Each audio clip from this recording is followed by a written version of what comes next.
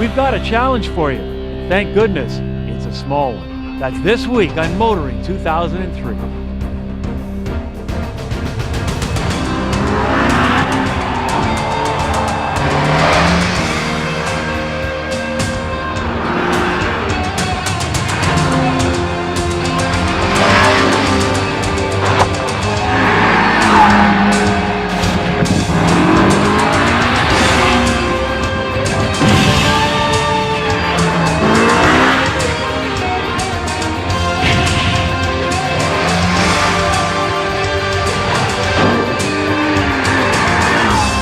TSN's Motoring 2003 is brought to you by Quaker State Motor Oil.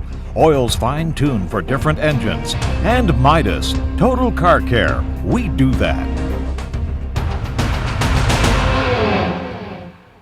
This week we find ourselves about 3 hours north of Montreal. We're here to take part in a winter driving program, which doesn't come as big news since these events are becoming more popular every year. But some of you may be shocked when I tell you that the vehicle has a long British heritage. And as we all know, British vehicles used to have a terrible reputation surviving Canadian winters. And if you owned a British sports car like an MGB or, as I did, a TR4, well, when it came to winter, you simply put them in the garage and put them up on blocks. Well, as you know, last year BMW brought back that British icon, the Mini. And today, they're out to disperse some long-held myths about the Mini and hopefully prove that snow, ice, and the Mini can make a nice mix.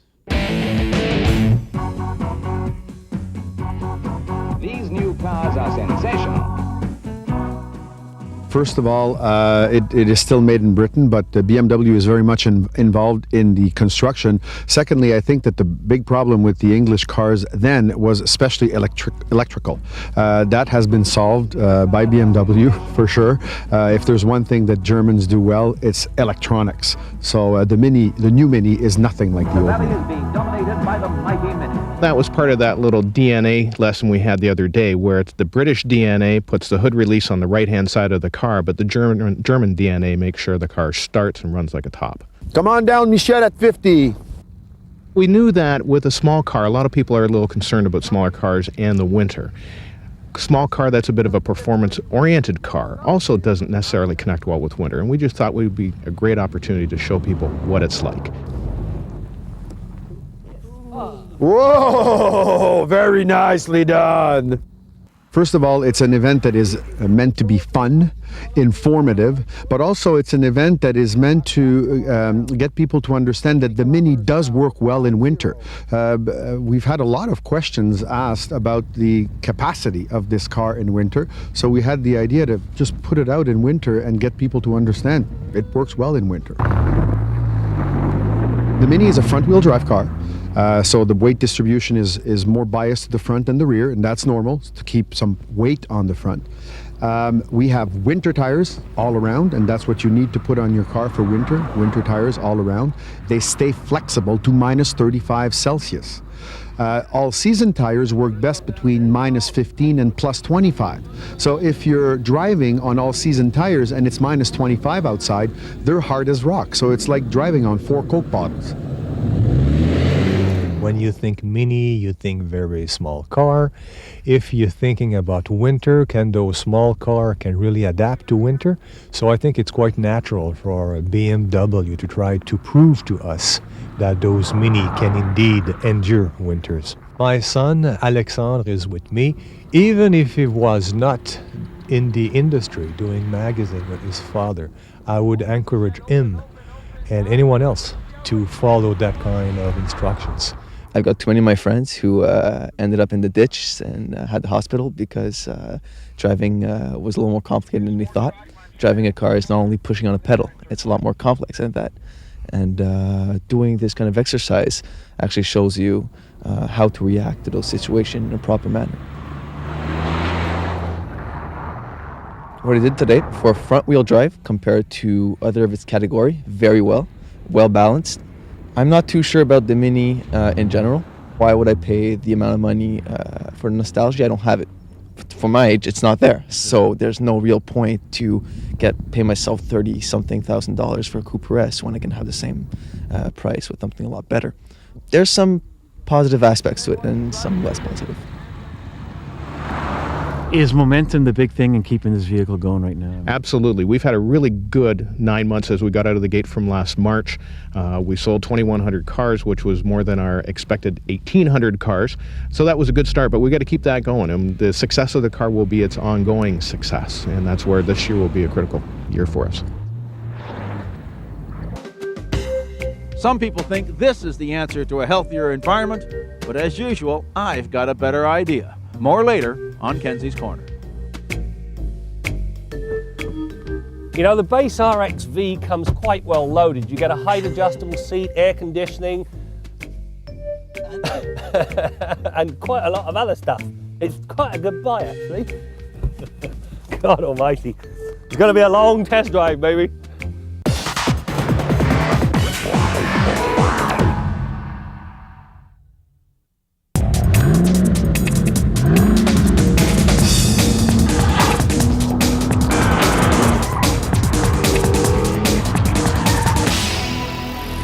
You know, just when you think old man Winter has barked his last bark, he turns around and bites you in the bum. So what do we do at Motoring? We stick a set of snow tyres on Canada's most affordable car. This is the Kia Rio. For 2003, Kia has upgraded the Rio. The facelifted front and rear ends add a brighter, livelier look to the European-inspired style, especially the handsome hatchback. When painted in the new Rally Blue, the car really does shine. The flawless paintwork is worthy of note, as it easily matches many more expensive cars. Whoa. You know, where the Rio falls flat on its face is the fact that anti-lock brakes are not available in Canada. Ironically, you can buy them as an option in the US.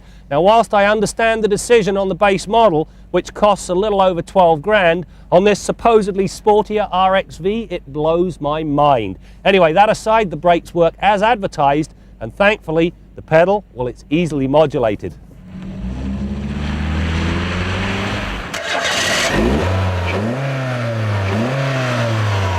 The second important upgrade is found under the hood. The previous 1.5 litre lump has been replaced with a better 1.6 litre twin cam mill that is much more refined in its operation.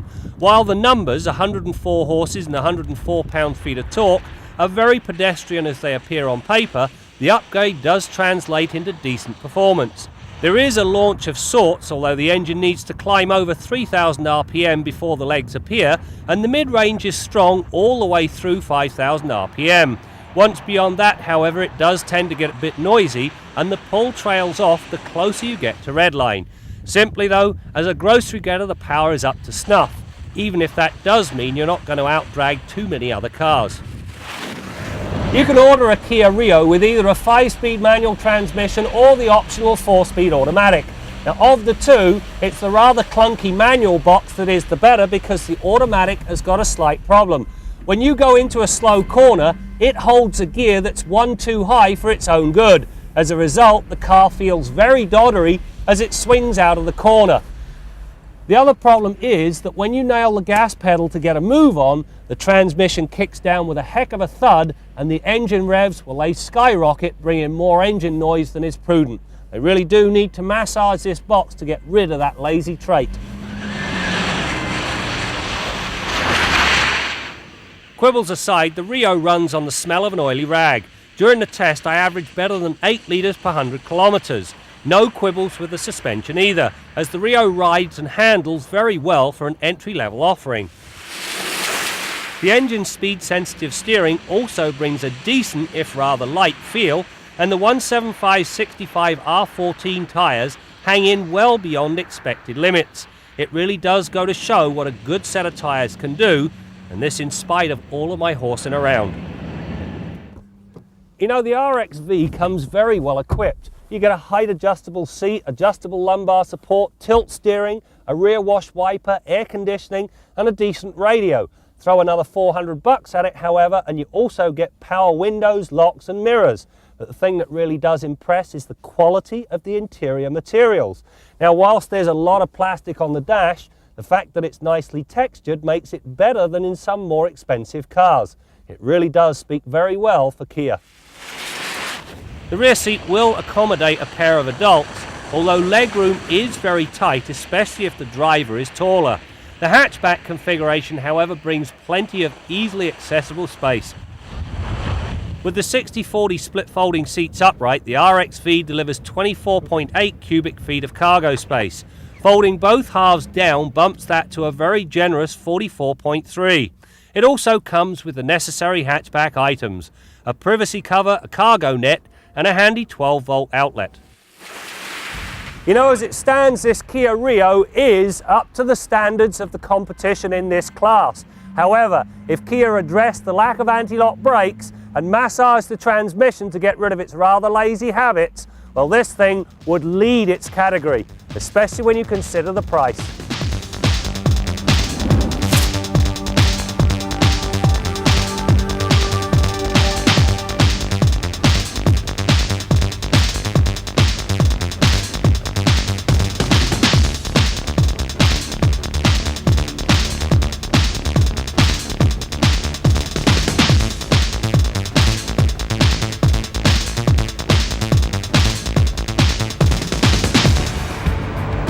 Time to update our long-term Honda Civic hybrid. The Civic survived an extremely cold winter, starting every morning without complaint, and had no problems in the snow thanks to 4 winter tires.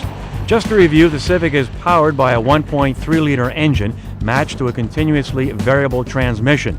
The engine is then assisted by an electric motor that increases torque when needed and which also produces electricity needed to charge the Civic's battery. Now, fuel economy has been impressive. In fact, Graham Fletcher noted that the hybrid consumed less fuel in a week than a full-size SUV did in 1 day.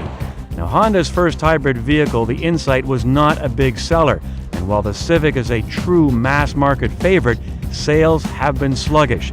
We'll try and find some answers as to why on our next update. Our Midas Tip of the Week concerns potholes and the damage they can inflict on your vehicle. You've heard me talk many times about the importance of tire inflation pressure and how it affects vehicle handling, tire life, and fuel economy. If you're underinflated, you've got problems in all 3 areas. But here's yet another area where tire inflation pressure is so important. If you're overinflated, when you hit a pothole or rough pavement, the vehicle can get skittish, and too much of that shock from that pothole is transferred into the vehicle's suspension, steering linkage, and ultimately into the passenger compartment. If you're underinflated, on the other hand, the tire can be pushed into contact with the rim, damaging the rim or causing damage to the sidewall of the tire. This car is a perfect example. You can see the wheel disc is pushed in slightly right here, and there's a little divot in the sidewall caused by an impact with a pothole. Now, in severe cases, here's what'll happen. This tire was grossly underinflated and hit a real severe pothole such that the rim came down and pinched the sidewall of the tire, completely cutting and ruining the tire. In a case like this, obviously, you've either got to have the car towed in or install the spare and limp it into a shop. Then you're looking for things like a bent or damaged rim, possibly damage to the suspension as well. You've got to thoroughly inspect things like the ball joints to make sure they're not bent or damaged, and the struts and anything else in that corner of the car where the suspension or steering linkage could have been compromised. You've got to look at it thoroughly, replace any damaged parts, do a wheel alignment, and obviously replace the damaged tires. That's your Midas Tip of the Week.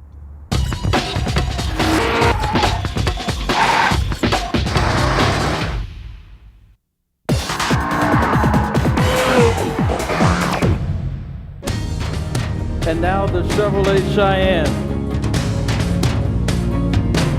The goal and the reason for the truck is to provide a vision for what is Chevrolet truck going to go, what's it going to mean as it goes forward, both in terms of a visual style and also in a functional aspect, because proportionally the truck is quite different than the trucks you've seen around. Powertrain is an all-aluminum 6-liter Chevy Vortec motor. It's supercharged with a Magnuson charger. We're about 500 horsepower, 580 foot-pounds of torque. A pickup box hasn't changed dramatically probably since the 1957 smooth-side Chevy Cameo. It's just essentially a big steel box.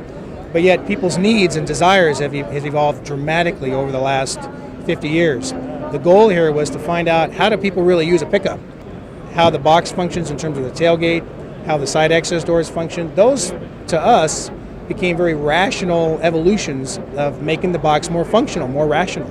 With GM's displacement on demand technology, it's a highly efficient engine. My experience before with the last concept vehicle was the H2, which of course went right into production. So my expectations are very high.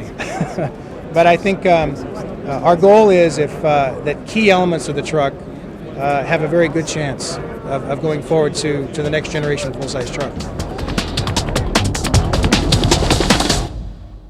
Now, although today's new Mini is all German technology, there was a time when the Mini and most other British-built vehicles were definitely challenged when it came to this kind of winter weather. Now, there's no one answer as to why, but you know, I bet you our man in the Quaker State Garage, Bill Gardner, has some thoughts on that. How about it, Bill?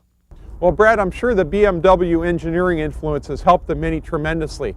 I mean, back in the late 60s and early 70s, Minis went through the snow just fine if you could get them started. And you had to work on them for 6 days of the week so you could drive them on the 7th.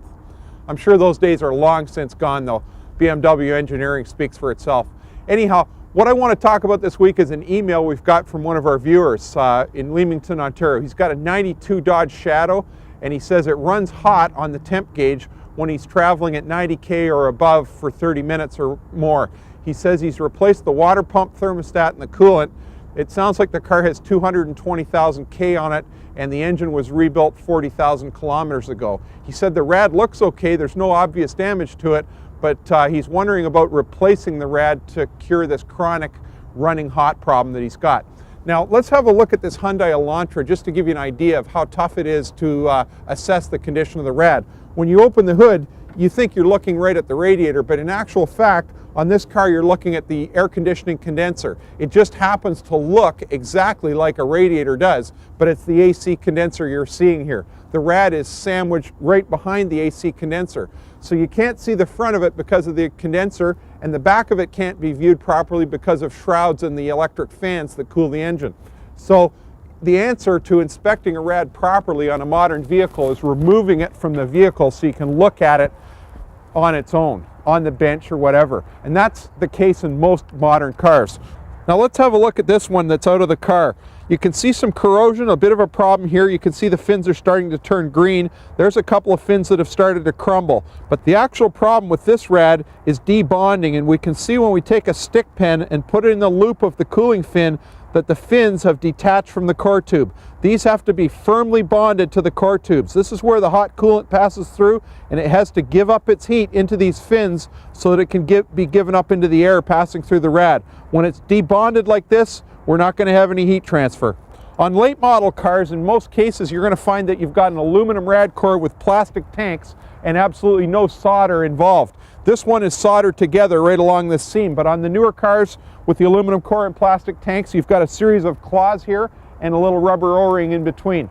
When you're replacing these radiators, in most cases, you're just buying what we call a new complete radiator. The whole works comes out of the box, ready to go in the car, so you don't have to go to a rad shop and have any soldering done on the rad. Those type of rads are much more reliable and they last a lot longer. Now, coming back to our viewer in Leamington, I think his problem is in fact the radiator. He's likely got to replace it because he described his symptoms as overheating after half an hour of high-speed driving. At that stage of the game, his water pump is circulating coolant as fast as it can. The thermostat is probably pretty well wide open.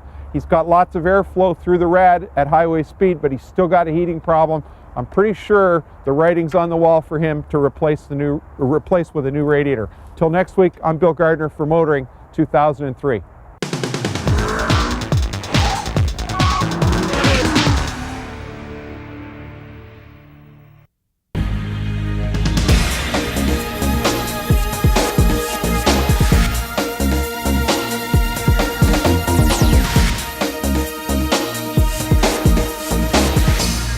Now this is a normal looking Volkswagen Jetta, pretty nice car.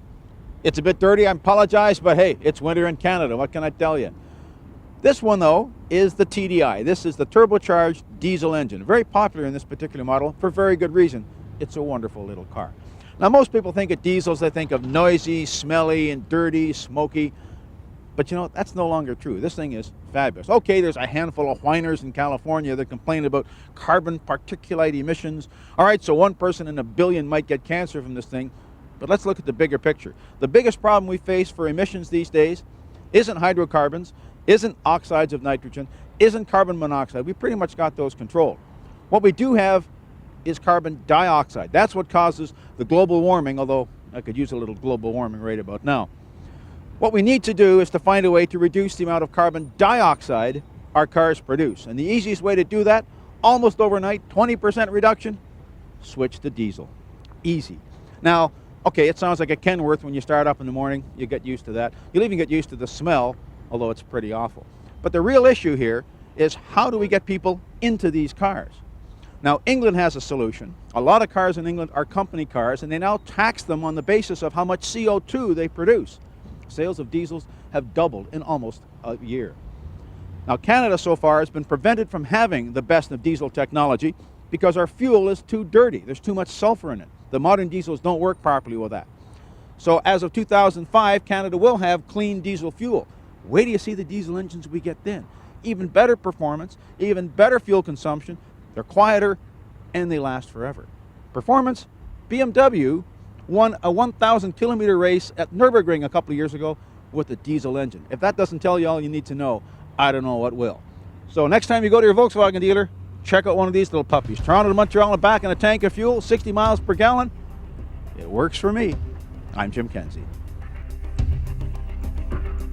As we heard earlier, the BMW Winter Driving Challenge is another way for BMW to keep up the Mini momentum by showing how this vehicle can excel in winter conditions. But you know, the Mini, like any other vehicle, must evolve to keep itself fresh. And with that in mind, BMW has told us that they already have plans for the Mini on paper that will take this vehicle all the way up until motoring 2015. How about that? That's it for now. We'll see you next time out as we continue to bring you more stories about cars and the people who drive them. Let's not let the Germans and the Japanese run away with the ultra-luxury market. It's important for Cadillac to plant the flag at the top of the market. So it almost triggered feelings of national pride. TSN's Motoring 2003 has been brought to you by Quaker State Motor Oil, oils fine-tuned for different engines, and Midas, Total Car Care. We do that.